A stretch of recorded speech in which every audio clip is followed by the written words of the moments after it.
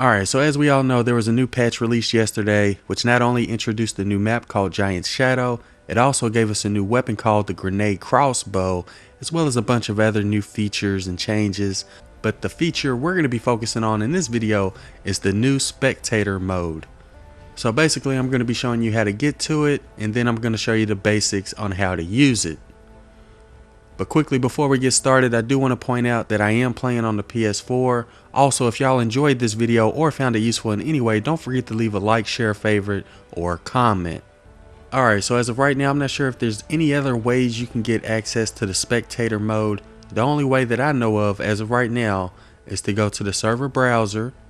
Alright, so once you've gone to server browser, you can select the filter option, which allows you to choose what kind of game modes you want and which map you want to get footage of. So that's the first thing you should probably do. After that, you're probably going to want to decide what kind of lobby you want to get into, whether it's a lobby full of people or a lobby that doesn't have any people. We're going to go ahead and try to find a lobby that has some people though. Alright, so it looks like we found a lobby that has some players in it, but before you select that lobby, you want to look down towards the bottom and you're going to see the option that says server info. Since we're on the PS4, we're going to have to press square. Alright, so once you've selected server info, you're going to see these two options at the top that says join and join as spectator. So if you were wanting to use the new spectator mode, that's how you get access to it. We're going to go ahead and select it now and then take a look at some of the new features that it has. Now before we get started, I should probably point out that I'm only going to be showing the basics of the new spectator mode feature. If you all are interested in a more advanced tutorial, be sure to let me know in the comments below. Alright, so once you started the spectator mode, you should see a screen like this. And starting with this screen, if you press L2 and R2, that will allow you to zoom in and zoom out. If you press L1 and R1, that'll switch between different players that are playing. And if you press circle, that'll switch between the different views. So this is the tabletop view. We're going to go ahead and press circle. That'll get you to free cam. And if you're on free cam and press L1 and R1, that'll give you like different views. And we're going to go ahead and press circle again to get the player view. And when it comes to player view, there's also 3 different views you can get from the player view. As you can see right now, we have the first person view.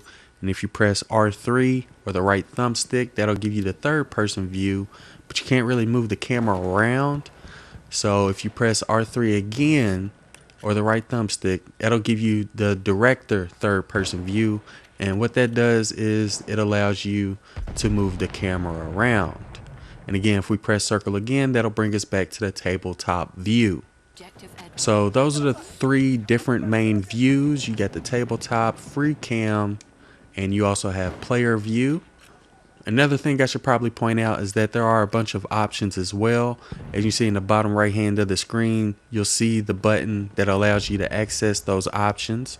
On the PS4, it's the square button. And I'm going to go ahead and quickly go through all the options just to show you the different kind of options you have when it comes to spectator mode. Let's see. We got camera speed, sensitivity, field of view. You can also reset the camera to its default settings. We also have some options for the soldier's view, as well as land and sea vehicles and air vehicles. And if you press R2, that'll change it over to display, which gives you some more options. As you can see here, you can take off those border bars if you're not interested. Same thing with player outlines, world icons, and again, there's a bunch of options which I'm not going to go into detail, but yeah, you can access through the options menu. We're going to go ahead and close it. The last thing that I wanted to point out is that when you're using this spectator mode, an easy way to get all this clutter off of your screen is to hold down the options button. So instead of just pressing options and bringing up that camera and display, we're going to hold options button, and it's going to take away all of that clutter that's on the screen. Now obviously there's a bunch of other features with this new spectator mode that I didn't really go over in this video. Again, if y'all are interested in seeing an advanced tutorial when it comes to the spectator mode, just let me know in the comments below. Anyways, if y'all enjoyed the video or found it useful in any way, don't forget to do what you do. I'm A1. Thanks for watching.